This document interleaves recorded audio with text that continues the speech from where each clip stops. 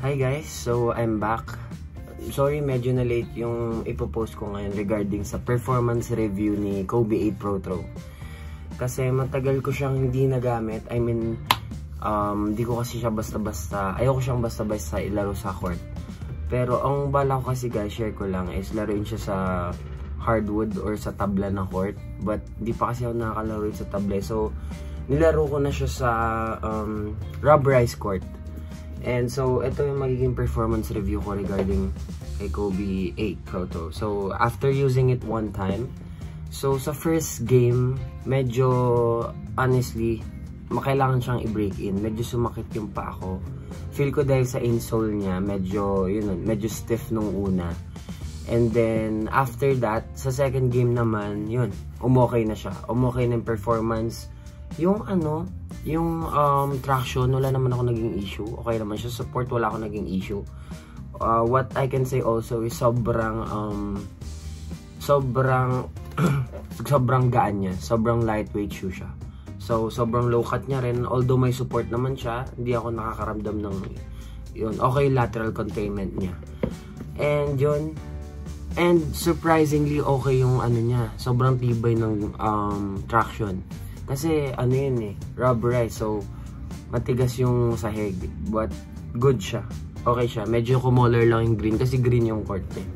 Kumular yung green sa white outsole, and then wala namang scuff marks. Okay naman siya kasi ako sa the way I play, medyo nakakaskas ko yung mga shoes. Yung dito. Pero safe naman. Mukhang matigas siya, and then may overlay siya dito na I think support. Ayun pala, medyo may lang. Ayan, pero hindi na siya pansinin. And then eventually pa-play ko pa rin to syempre pagtagal dun sa mga hardwood, sa mga hardwood, and then dun din sa court na na rubberized pag may mga special occasions, pang bigatin ko siya na shoes. So yeah, sobrang i-rate ko siya mga siguro 8 out of 10. Pero kahit anong mangyari kasi bias, sobrang pag Kobe shoe talagang alam mo like number 1 siya sa puso ko. Talagang magsa-start na ako mag-collect, mag-iipon ako para eventually makakollect ako ng other Kobe 6s, abang na lang ako sa mga releases kasi sobrang taas ng mga patong sa resale value pag Kobe's. So yeah, yun lang naging issue ko nung una, is medyo stiff siya, and then kailangan talaga siyang i-break in. So that's why ginamit ko na rin siya para sa mga next medyo soft na yung insole niya.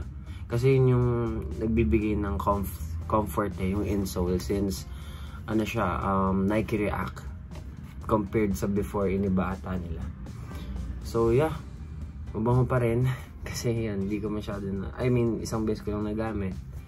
And then yun lang guys, papakita ko rin yung mga video sa akin, like mga lang naman yun, little clips of my basketball. And actually may i-unbox din akong isa, slide naman. Okay, see you later.